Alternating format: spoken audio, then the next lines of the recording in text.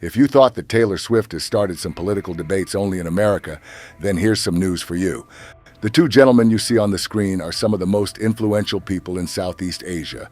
On the left is Thailand's Prime Minister, and next to him is his counterpart from Singapore. The photograph is from a few months back, before they started throwing punches at each other over Taylor Swift. I don't see that as being unfriendly. Sometimes one country makes a deal, sometimes another country does. How did Taylor Swift cause a public debate between the head of two powerful states? Let's find out. Singapore is the wealthiest nation in Southeast Asia. It's a small nation, the size of New York City, and has a per capita income that's 25% more than the United States. And when Taylor Swift decided to tour the world, Singapore's leaders thought it's time to flex their financial muscle. So they reached out to Taylor Swift's representatives and struck a deal that got some neighbors really upset. Swift landed in Singapore after finishing off her Australia and Japan shows.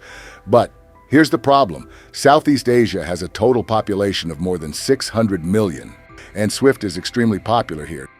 Singapore negotiated a deal with Swift amounting to up to $3 million per show on the condition that she play nowhere else in Southeast Asia. Over 6 shows, that's $18 million. That too on top of ticket sales. That's at least what the Thailand's Prime Minister has quoted in public. He even added that he had learned the details of Singapore's grant to the artist from the concert promoter, AEG Presence. And he wasn't the only one complaining. A lawmaker in the Philippines also said that what Singapore did was not what good neighbors do.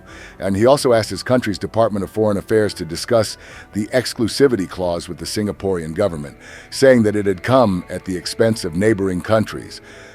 An exclusivity deal around a concert, a kind of non-compete agreement known as a radius clause, is standard practice in the music industry. But even industry experts believe that this is typically measured in hundreds of miles through a city rather than covering entire neighboring countries. Well, just goes to show that Swift's concerts are not like any other concert out there.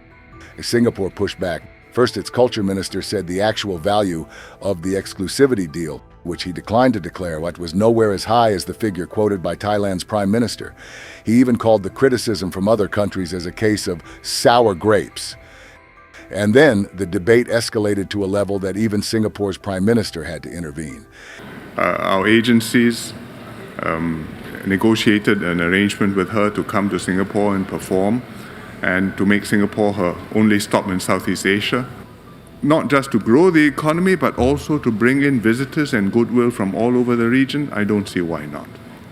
I mean, if we had not made such an arrangement, would she have come to someplace else in Southeast Asia or more places in Southeast Asia? Maybe, maybe not. And here we thought that Taylor was causing political debates only in America. Please do hit the like and subscribe buttons before you go.